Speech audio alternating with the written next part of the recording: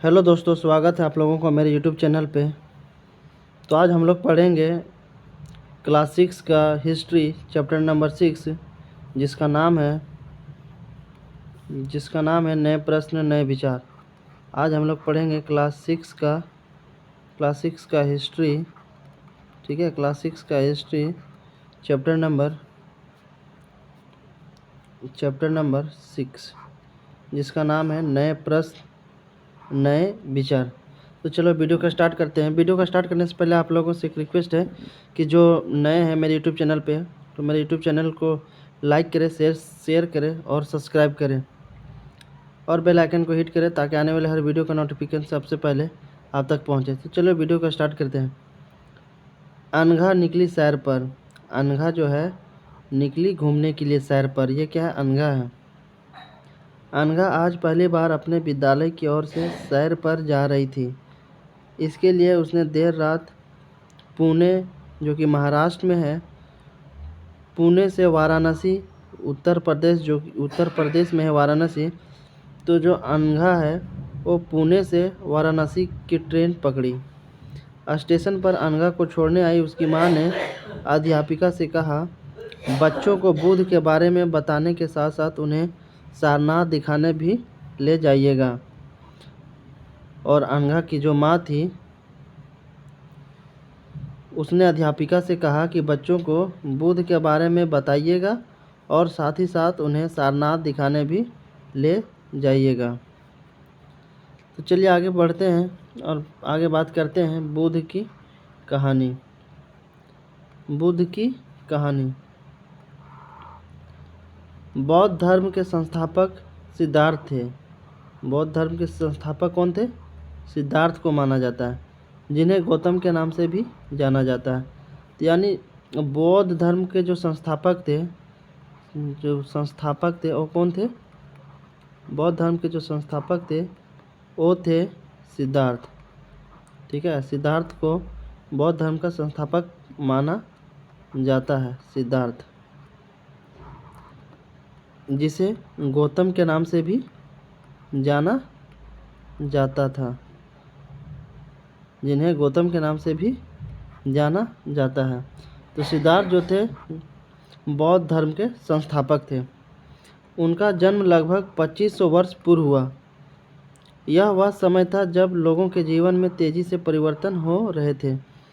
जैसा कि तुमने अध्याय 5 में पढ़ा, जैसा कि तुमने चैप्टर 5 में पढ़ा कि महाजनपदों के कुछ राजा इस समय बहुत शक्तिशाली हो गए थे। हजारों सालों के बाद फिर से नगर उभर रहे थे। गांव के जीवन में भी बदलाव आ रहा था और धीरे धीरे जो है गांव वालों के जीवन में भी बदलाव आना स्टार्ट हो गया था। बहुत से विचारक इन परिवर्तन को समझने का प्रयास कर रहे थे। वे जीवन के सच्चे अर्थ को भी जानना चाह रहे थे। बुद्ध क्षत्रिय थे। बुद्ध जो थे क्षेत्रीय कम्युनिटी से थे। क्षेत्रीय कम्युनिटी का मेन काम होता है कि युद्ध करना और लोगों को रक्षा प्रदान करना। तो बुद्ध जो थे क्षत्रिय थे तथा शाक के नाम एक छोटे से गण से संबंधित रखते थे। और जो है बुद्ध जो थे वो शाक के नाम से एक छोटे से गण से संबंधित रखते थे। युवावस्था में ही ज्ञान की खोज में उन्होंने घर के सुखों को छोड़ दिया था। और जब वो यंग थे, युवा थे, उसी अवस्था में वो ज्ञान की खोज में, ज्ञान की तलाश में उन्होंने घर के सारे सुखों को त्याग दिया था, छोड़ दिया था। अनेक वर्षों तक वे भ्रमण करते रहे और कई सालों तक वे घूमते रहे तथा अन्य विचारकों से मिलकर चर्चा करते रहे। अंततः ज्ञान की प्राप्ति के लिए उन्होंने स्वयं ही रास्ता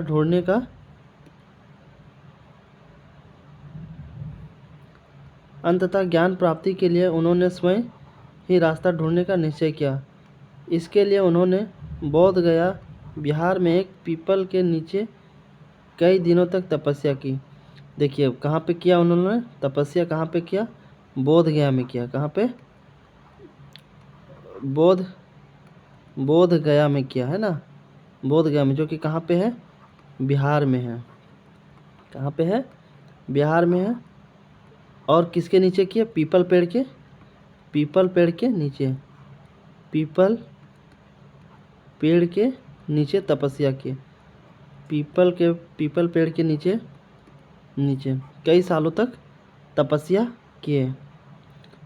तो कहाँ किए? बोध गया बिहार में एक पीपल पेड़ के नीचे कई सालों तक तपस्या किए। अंततः इन्हें ज्ञान प्राप्त हुआ।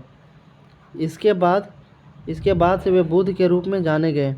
यहाँ से वे वाराणसी के निकट स्थित सारनाथ गए।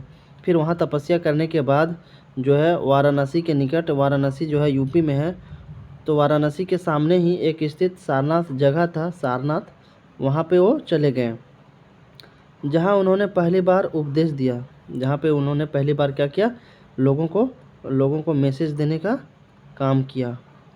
तो पहला उपदेश कहाँ दिए थे? तो फर्स्ट उपदेश जो थे, फर्स्ट मैसेज देने का जो काम किए थे, वो कहाँ पे किए थे? सारनाथ पे किए थे, है ना। कहाँ पे? सारनाथ पे, जो कहाँ पे है? यूपी में है, यूपी वाराणसी में।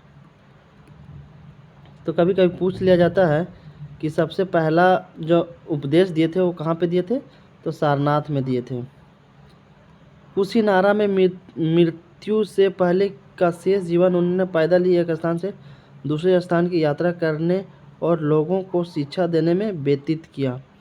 और वो जो थे कुशीनारा में मृत्यु से पहले का जो भी शेष जीवन बचा हुआ था उनका, वो पैदल चलकर ही क्या किए? पूरा किए।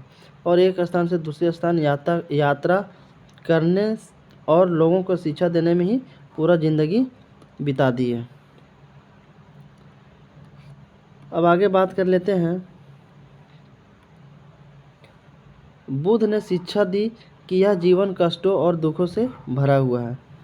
सही बात है। जीवन जो होता है, लाइफ जो होता है वो जीवन कष्टों और दुखों से भरा हुआ होता है। और ऐसी हमारी इच्छा और लालसाओं जो हमेशा पूरी नहीं हो सकती। और जो होता है इंसान के जीवन में लालच भी होता है, जो कि कभी भी पूरा नहीं किया जा सकता। कभी कभी हम जो चाहते हैं वह प्राप्त कर लेने के बाद भी संतुष्ट नहीं होते हैं। सही बोला गया है कि कभी कभी ऐसा भी होता है कि हम जो चाहते हैं वो हमें मिल जाता है, लेकिन उन सारी चीज़ें मिलने के बाद भी इंसान जो होता है संतुष्ट नहीं होता है। उसके मन में कहीं ना कहीं लालसा होता ही रहता है। जैसे किसी के पास मोटरसाइकिल है, तो सोचता है कि 4 व्हीलर में कैसे आए, ठीक है। तो जो चीज़ें जिसके पास होता है उससे अधिक फीचर की कोशिश करता है एवं और अधिक अथवा अन्य वस्तुओं को पाने की इच्छा करने लगते हैं। बुद्ध ने इस लिप्सा को तृष्णा कहा। और बुद्ध जो थे इस लिप्सा को, इस चाहत को क्या कहे? तृष्णा किए कहा। बुद्ध ने शिक्षा दी कि आत्म संयम अपनाकर हम ऐसी लालसा से मुक्ति पा सकते हैं। और बुद्ध ने एक मैसेज दिया, शिक्षा दिया कि आत्म संयम अपनाकर, अगर हम आत्म संयम, खुद के अंदर संयम रखें, और अगर हम अपने अंदर संयम रखेंगे तो ऐसी लालसा, ऐसी लालच से हम बच सकते हैं। उन्होंने लोगों को दयालु होने तथा मनुष्यों के साथ साथ जानवरों के जीवन का भी आदर करने की शिक्षा दी।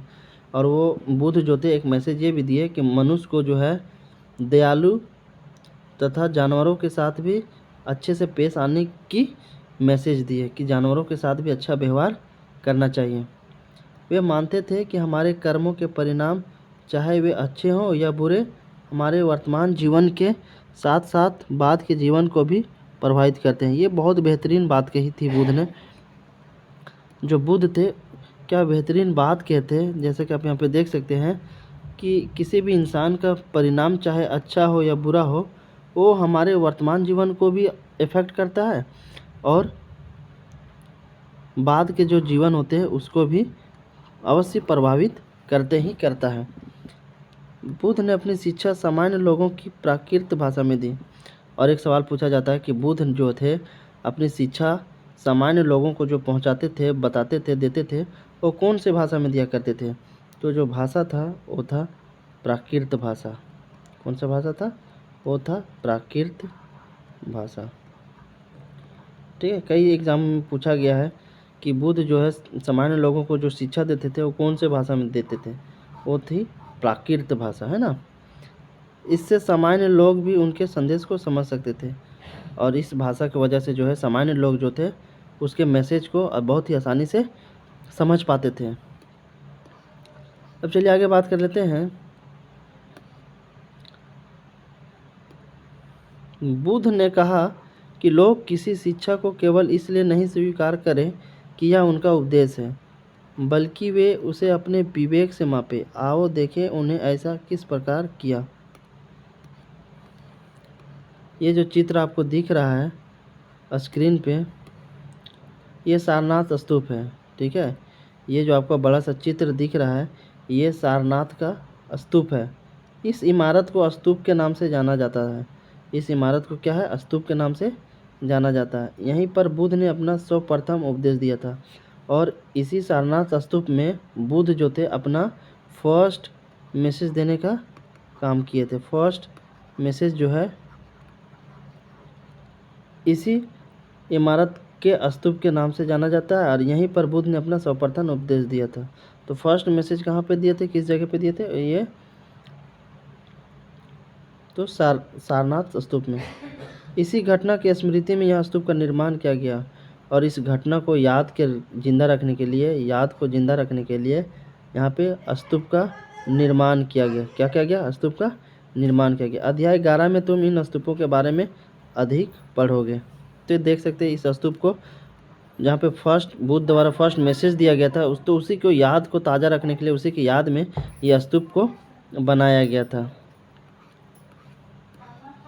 अब किस्सा गौतमी की कहानी, अब पढ़ लेते हैं किस्सा गौतमी की कहानी, है ना। किस्सा गौतमी की कहानी यह बुद्ध के विषय में एक प्रसिद्ध कहानी है।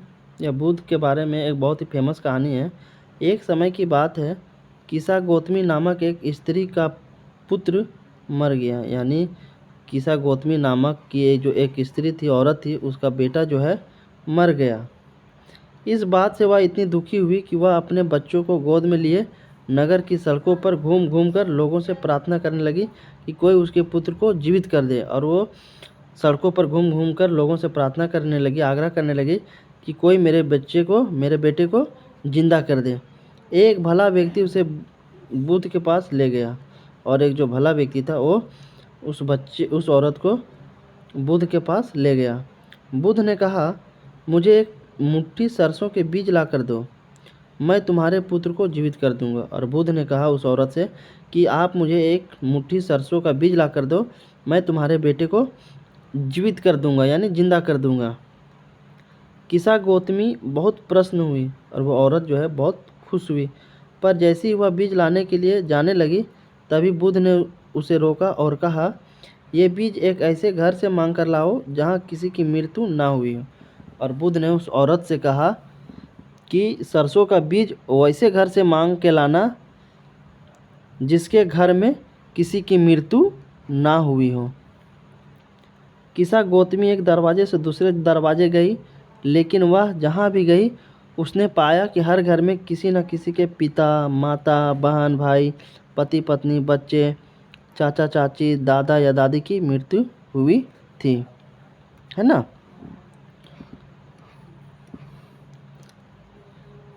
अब बात कर लेते हैं उपनिषद की। उपनिषद नेक्स्ट टॉपिक है उपनिषद। जिस समय बुद्ध उपदेश दे रहे थे उसी समय या उससे भी थोड़ा पहले दूसरे अन्य चिंतक भी कठिन प्रश्नों का उत्तर ढूंढने का प्रयास कर रहे थे। उनमें से कुछ मृत्यु के बाद के जीवन के बारे में जानना चाहते थे, जबकि अन्य यज्ञों की उपयोगिता के बारे में जानने की वो उत्सुक थे। इनमें से अधिकांश चिंतकों का यह मानना था कि इस विश्व में कुछ तो ऐसा है जो कि अस्थायी है और जो मृत्यु के बाद भी बचा रहता है। और जो लोग थे वो लोग ये सोचते थे कि अधिकांश चिंतक का यह मानना था कि इस विश्व में, इस धरती में कुछ तो ऐसा है जो कि परमानेंट है, अस्थायी है, और जो मरने के बाद भी बचा रहता है। उन्होंने इसका वर्णन आत्मा तथा ब्रह्म अथवा सार्वभौम आत्मा के रूप में किया। और बुद्ध जो थे इसका वर्णन जो है आत्मा तथा सार्वभौम के रूप में किया। वे मानते थे कि अंततः आत्मा तथा ब्रह्म एक ही है। और वे मानते थे कि आत्मा और ब्रह्म जो है एक ही है। ऐसे कई विचारों का संकलन उपनिषदों में हुआ। उपनिषद उत्तर वैदिक ग्रंथों का हिस्सा थे। ठीक है। उपनिषद का शाब्दिक अर्थ है गुरु के समीप बैठना। ठीक है, जैसा कि आप देख सकते हैं उपनिषद का शाब्दिक अर्थ क्या है, गुरु के सामने बैठना। तो अब देख सकते हैं यहाँ पे जो ऊपर में टॉपिक लिखा हुआ था उपनिषद। ठीक है, उपनिषद, इसका मतलब क्या होता है, गुरु के सामने बैठना। गुरु के सामने बैठना है ना, गुरु के सामने बैठना। उपनिषद का शाब्दिक अर्थ है गुरु के समीप बैठना। इन ग्रंथों में अध्यापकों और विद्यार्थियों के बीच बातचीत का संकलन किया गया है। प्रायः विचार सामान्य वार्तालाप के रूप में प्रस्तुत किए गए हैं। तो ये चीज़ याद रखना कि उपनिषद का शाब्दिक अर्थ जो है गुरु के सामने, गुरु के समीप बैठना।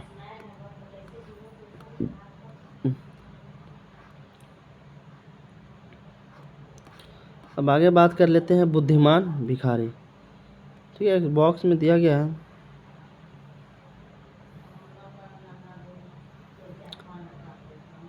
यहाँ पे कुछ खास इम्पोर्टेंट है नहीं इस बॉक्स में, तो इसके बारे में डिस्कस नहीं करते हैं। जो मेन चीज़ें हैं सिर्फ उस पर फोकस करेंगे। इन चर्चाओं में भाग लेने वाले अधिकांश पुरुष ब्राह्मण तथा राजा होते थे। कभी कभी गार्गी जैसे स्त्री विचारकों का भी उल्लेख मिलता है। विद्वता के लिए प्रसिद्ध गार्गी राज दरबारों में होने वाले वाद विवाद में भाग लिया करती थी। निर्धन व्यक्ति इस तरह के वाद विवाद में बहुत कम ही हिस्सा लेते थे, और जो गरीब व्यक्ति थे, जो निर्धन व्यक्ति थे, इस तरीके के जो वाद विवाद होता था उसमें बहुत ही कम हिस्सा लिया करते थे। इस तरह का एक प्रसिद्ध अपवाद सत्यकाम जाबाल का है। सत्यकाम जाबाल का नाम उसकी दासी माँ के नाम पर पड़ा। सत्यकाम के मन में सत्य जानने की तीव्र जिज्ञासा उत्पन्न हुई। गौतम नामक एक ब्राह्मण ने उन्हें अपने विद्यार्थी के रूप में स्वीकार किया तथा वह अपने समय के सर्वाधिक प्रसिद्ध विचारकों में से एक बन गए।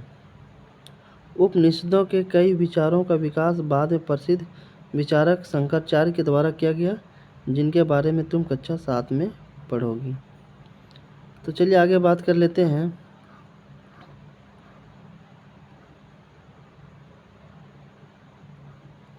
अब बात कर लेते हैं जैन धर्म, है ना। जैन धर्म के बारे में बात कर लेते हैं। इसी युग में अर्थात लगभग 2500 वर्ष पूर्व जैन धर्म के 24वें तथा अंतिम तीर्थकर वर्धमान महावीर ने भी अपने विचारों का प्रसार किया। और इसी युग में, इसी एरा में महावीर ने भी क्या किया, तीर्थकर महावीर ने भी अपने विचारों का प्रसार किया। वह वज्जी संघ के लिच्छवी कुल के एक क्षत्रिय राजकुमार थे। इस संघ के विषय में तुम अध्याय 5 में पढ़ा। 30 वर्ष की आयु में उन्होंने घर छोड़ दिया और जंगल में रहने लगे। जो महावीर थे वो 30 की उम्र में ही क्या किए, घर छोड़ दिया और जंगल में रहने लगे। 12 वर्ष तक उन्होंने कठिन व एकाकी जीवन व्यतीत किया। इसके बाद उन्हें ज्ञान प्राप्त हुआ। फिर यही महावीर जो है जंगलों में रह करके जो है 30 साल की उम्र में ही अपना घर छोड़ दिया और जंगल में रहने लगे। 12 वर्षों तक कठिन तपस्या किए। कितना? 12 वर्ष तक कठिन तपस्या किया। ठीक है, तब जाके उसे ज्ञान की प्राप्ति हुई। उनकी शिक्षा सरल थी। सत्य जानने की इच्छा रखने वाले प्रत्येक स्त्री व पुरुष को अपना घर छोड़ देना चाहिए। उनका कहना था, महावीर का मानना था कि जो भी व्यक्ति ये इच्छा रखते हैं और जो सत्य जानने की इच्छा रखते हैं, जो सत्य जानना चाहते हैं, वैसे व्यक्ति को, या स्त्री हो या पुरुष हो, उसको अपना घर छोड़ देना चाहिए। उन्हें अहिंसा के नियमों का कड़ाई से पालन करना चाहिए। और उसे क्या है, अहिंसा का नियम का पालन करना चाहिए, अर्थात किसी भी जीव को ना तो कष्ट देना चाहिए और ना ही उसकी हत्या करनी चाहिए। और महावीर कहते थे कि किसी भी जीव को ना तो कष्ट देना चाहिए और ना ही उसकी हत्या करनी चाहिए। महावीर का कहना था सभी जीव जीना चाहते हैं। सभी सही बात है, सभी जीव जो होते हैं, जीव जंतु होते हैं, वो क्या होते हैं, जीना चाहते हैं। सभी के लिए जीवन प्रिय है। महावीर ने अपनी शिक्षा प्राकृत में दी और इन्होंने भी क्या किया, प्राकृत भाषा में दी। एक सवाल आता है कि महावीर भी जो थे कौन से भाषा में दिए, कौन सी भाषा में अपनी शिक्षा दिए, मैसेज दिए, तो ये भी था प्राकृत भाषा में ना, प्राकृत भाषा में। ठीक,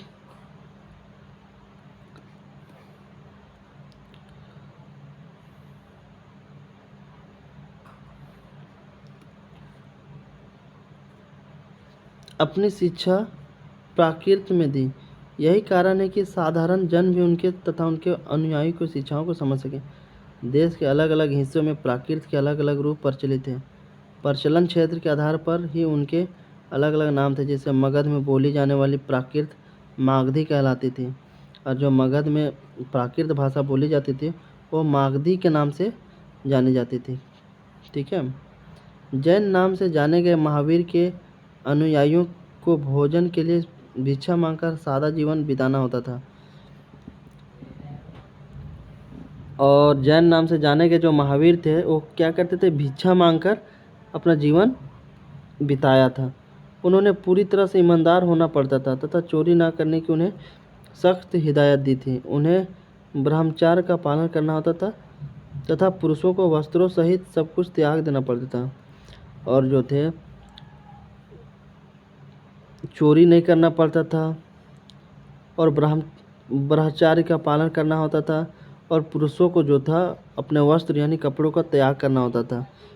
जिसको देखते होंगे जैन में लंगे बाबा की पूजा की जाती है, वो लोग क्या करते हैं, कपड़े को भी त्याग कर देते हैं। तो जैन का जो एक फेमस जो तीर्थ यात्रा होता है, जहाँ पे तीर्थ स्थल बोलते हैं, तो वो कौन सा होता है, पारसनाथ होता है। जैन धर्म का जो, जैसे जैन धर्म का जो तीर्थ पवित्र स्थल होता है जहाँ पे लोग तीर्थयात्री लोग जाते हैं, तो कौन सा है, पारसनाथ है ना। कौन सी जगह है वो झारखंड की पारसनाथ है, जो कि गिरिडीह में स्थित है। पारसनाथ की पहाड़ है, पारसनाथ पहाड़ है ना। पारसनाथ पहाड़ को जैन धर्म का मक्का कहा जाता है। पारसनाथ पहाड़ को जैन का मक्का कहा जाता है। ठीक है, जैन लोगों का मक्का है। जैन लोगों का मक्का कहा जाता है।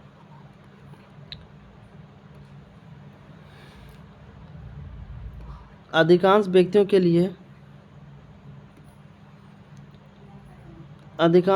के लिए ऐसे कड़े नियमों का पालन करना बहुत कठिन था। फिर भी हजारों व्यक्तियों ने इस नई जीवन शैली को जानने और सीखने के लिए अपने घरों को छोड़ दिया। कई अपने घरों पर ही रहे और भिक्षु भिक्षुनी बने लोगों को भोजन प्रदान कर उनकी सहायता करते रहे। मुख्यतः व्यापारियों ने जैन धर्म का समर्थन किया। जो व्यापारी लोग थे, जो बिजनेसमैन लोग थे, वो जैन धर्म का सपोर्ट किया। किसानों के लिए इन नियमों का पालन अत्यंत कठिन था, क्योंकि फसल की रक्षा के लिए उन्हें कीड़े मकोड़ों को मारना पड़ता था। और महावीर जी का कहना था कि जीवों को भी जीने का सम्मान होता है, और जीव जंतु भी जो होते हैं वो भी जीना चाहते हैं, लेकिन ये नियम को मानना किसान लोगों के लिए बहुत ही मुश्किल था, क्योंकि वो किसान लोग को अपना फसल बचाने के लिए कीड़े मकोड़ों को मारना पड़ता ही था।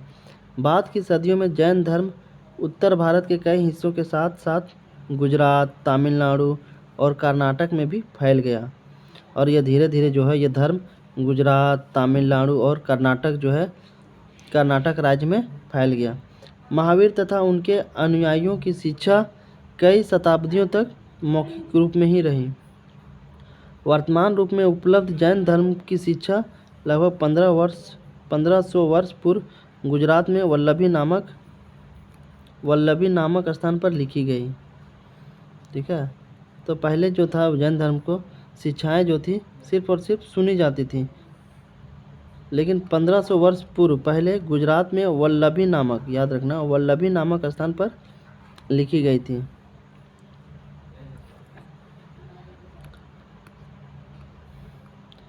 एक बॉक्स में यहाँ पे छोटा सा नॉलेज दिया गया जैन, ठीक है। जैन शब्द क्या है? जीन शब्द से निकला है। जैन शब्द जो होता है, ये जैन जो शब्द है वो जीन से निकला है, ठीक है। जीन से निकला जिसका मतलब होता है, जीन से निकला जिसका मतलब होता है विजेता, जीतने वाला, ठीक है। जीतने वाला को क्या बोला जाता है? जैन बोला गया, जिसका शब्द जो है जीन से निकला है, जिसका अर्थ है विजेता। महावीर के लिए जीन शब्द का प्रयोग क्यों हुआ? आप कमेंट में ज़रूर बताएं। अब आगे बात कर लेते हैं संघ, है ना। आगे बात कर लेते हैं संघ का। महावीर तथा बुद्ध दोनों का ही मानना था कि घर का त्याग करने पर ही सच्चे ज्ञान की प्राप्ति हो सकती है, ठीक है। महावीर और जो बुद्ध थे, ये जो दोनों कौन थे? महावीर और बुद्ध जो है जैन धर्म के मैसेंजर थे। महावीर और बुद्ध जो है जैन धर्म के मैसेंजर हैं, ठीक है। और इन लोगों का मानना था कि घर का त्याग करने से ही सच्चे ज्ञान की प्राप्ति हो सकती है। ऐसे लोगों के लिए उन्होंने संघ नामक संगठन बनाया, और ऐसे लोगों के लिए एक संगठन बनाया, ऑर्गेनाइजेशन बनाया, ठीक है। ऐसे लोगों के लिए क्या बनाया? एक ऑर्गेनाइजेशन बनाया, एक ऑर्गेनाइजेशन बनाया, यानी संघ बनाया, जिसका नाम रखा, जिस संगठन बनाया जिसका नाम रखा संघ, ठीक है, संघ। तो ऑर्गेनाइजेशन का नाम क्या रखा? संगठन का संघ रखा, जहां घर का त्याग करने वाले लोग एक साथ रह सकें। इसी संघ वाले, जिसी ऑर्गेनाइजेशन में जो भी घर त्याग करने वाले लोग थे, एक साथ रह सकें। संघ में रहने वाले बौद्धिक भिक्षुओं के लिए बनाए गए नियम विनय पिटक नामक ग्रंथ में मिलते हैं। और जो संघ में रहने वाले जो बौद्ध भिक्षु थे, उसके लिए जो नियम बनाए गए थे, वो कहाँ पे मिलते हैं? विनय पिटक नामक ग्रंथ में। तो ये याद रखना, कौन सा ग्रंथ है?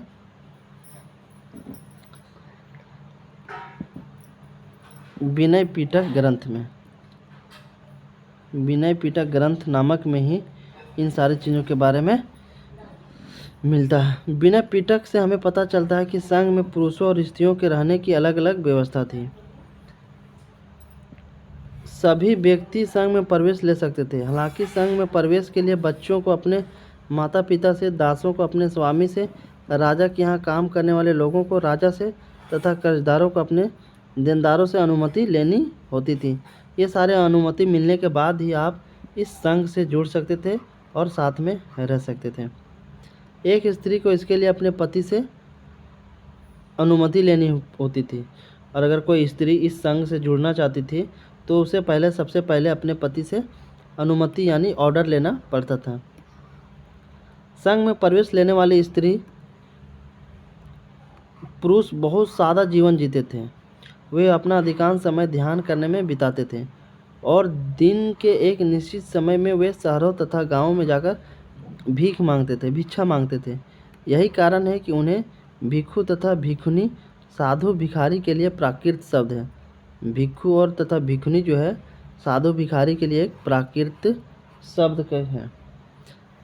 वे आम लोगों को शिक्षा देते थे और साथ ही एक दूसरे की सहायता भी करते थे। एक दूसरे की क्या करते थे? सहायता करते थे। किसी तरह की आपसी लड़ाई का निपटारा करने के लिए वे प्रायः बैठकें भी किया करते थे। और किसी तरह का अगर आपसी लड़ाई होता था तो उस लड़ाई को निपटारा करने के लिए आपस में बैठक भी करते थे।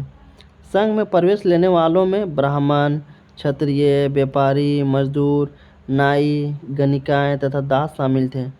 इनमें से कई लोगों ने बुद्ध की शिक्षाओं के विषय में लिखा तथा कुछ लोगों ने संघ में अपने जीवन के विषय में सुंदर कविताओं की रचना की।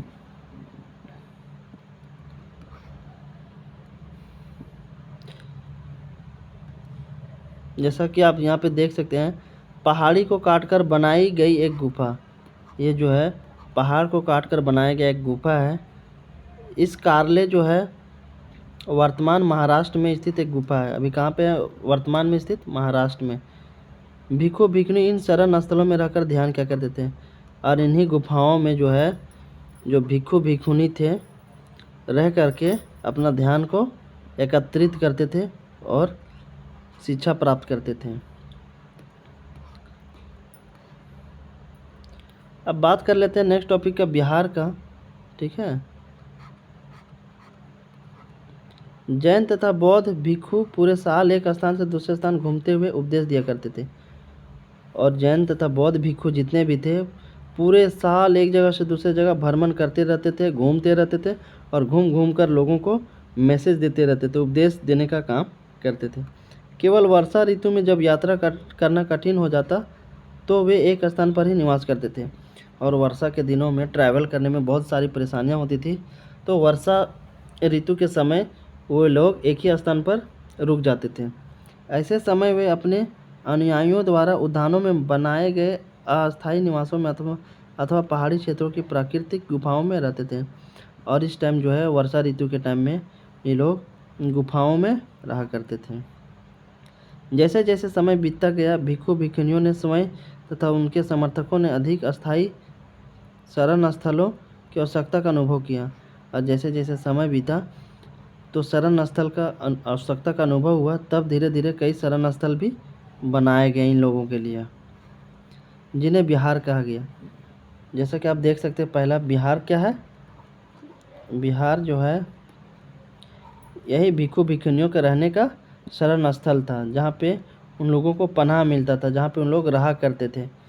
जैसे जैसे लोगों को समझ में आया कि इन लोगों के लिए रहने की बहुत ही ज़रूरत की आवश्यकता है, तो धीरे धीरे एक शरण स्थल बनाया गया, जहाँ पे लोग भिक्षु भिक्षुणी जो हैं बौद्ध और जैन का लोग रह सकें, जिसका नाम बिहार रखा गया। आरंभिक बिहार लकड़ी के बनाए गए, और आरंभिक जो थे शुरुआती दिनों में बिहार जो है लकड़ी के बनाए गए, तथा बाद में इनके निर्माण में ईंटों का प्रयोग होने लगा। पश्चिमी भारत में विशेषकर कुछ बिहार पहाड़ियों को खोदकर बनाए गए।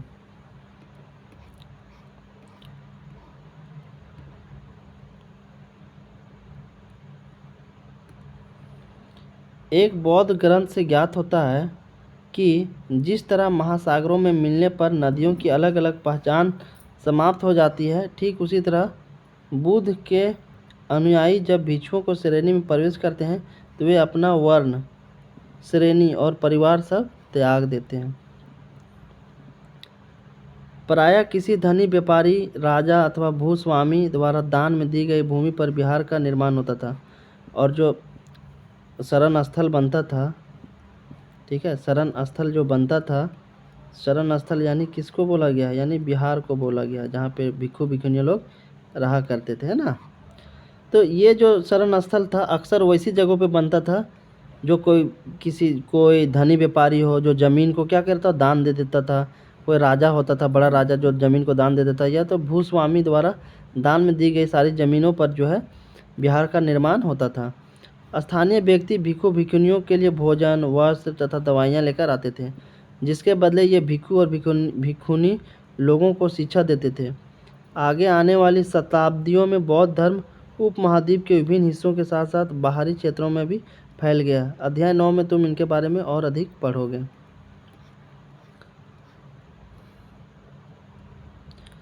अब आश्रम व्यवस्था के बारे में पढ़ते हैं, देखते हैं कि आश्रम व्यवस्था कैसी थी। जैन तथा बौद्ध धर्म जिस समय लोकप्रिय हो रहे थे, लगभग उसी समय ब्राह्मणों ने आश्रम व्यवस्था का विकास किया। यहाँ आश्रम शब्द का तात्पर्य लोगों द्वारा रहने तथा ध्यान करने के लिए प्रयोग में आने वाले स्थान से नहीं है, बल्कि इसका तात्पर्य जीवन के एक चरण है। ब्रह्मचार्य, गृहस्थ, वानप्रस्थ तथा संन्यास नामक 4 आश्रमों की व्यवस्था की गई। कौन कौन से 4 आश्रम थे? ब्रह्मचार्य, गृहस्थ, वानप्रस्थ और संन्यास नामक, ये 4 ऐसे आश्रम थे जिसकी व्यवस्था की गई थी। ब्रह्मचार्य के अंतर्गत ब्राह्मण, क्षत्रिय तथा वैश्य से यह अपेक्षा की जाती थी कि इस चरण के दौरान से सादा जीवन बिताकर वेदों का अध्ययन करेंगे। गृहस्थ आश्रम के अंतर्गत उन्हें विवाह कर एक गृहस्थ के रूप में रहना होता था। वानप्रस्थ के अंतर्गत उन्हें जंगल में रहकर साधना करनी थी। जैसे गृहस्थ आश्रम के अंतर्गत क्या होता था, मतलब विवाह करके घर बसाना होता था। और वानप्रस्थ मतलब वान मतलब जंगल, यानी इसके अंतर्गत उन्हें जंगलों में रहकर तपस्या करनी पड़ती थी। अंततः उन्हें सब कुछ त्याग कर सन्यासी बन जाना था। जो जंगलों में रहना पड़ता था तो उन लोग सारे चीज़ों सुख को, दुनियाई सुख को त्याग करना पड़ता था। आश्रम व्यवस्था ने लोगों को अपने जीवन का कुछ हिस्सा ध्यान में लगाने के बारे में बताया गया। प्राय स्त्रियों को वेद पढ़ने की अनुमति नहीं थी और उन्हें अपने पतियों द्वारा पालन किए जाने वाले आश्रमों का ही अनुसरण करना होता था।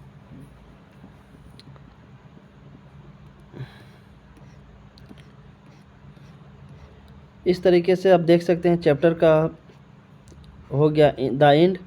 आई होप आप लोग बहुत अच्छे तरीके से समझ गए होंगे, सारे पॉइंट्स को बहुत ही बेहतरीन तरीके से कवर किया गया। तो फिर मिलते हैं नेक्स्ट वीडियो में, तब तक के लिए जय Hind, thank you, thanks for watching.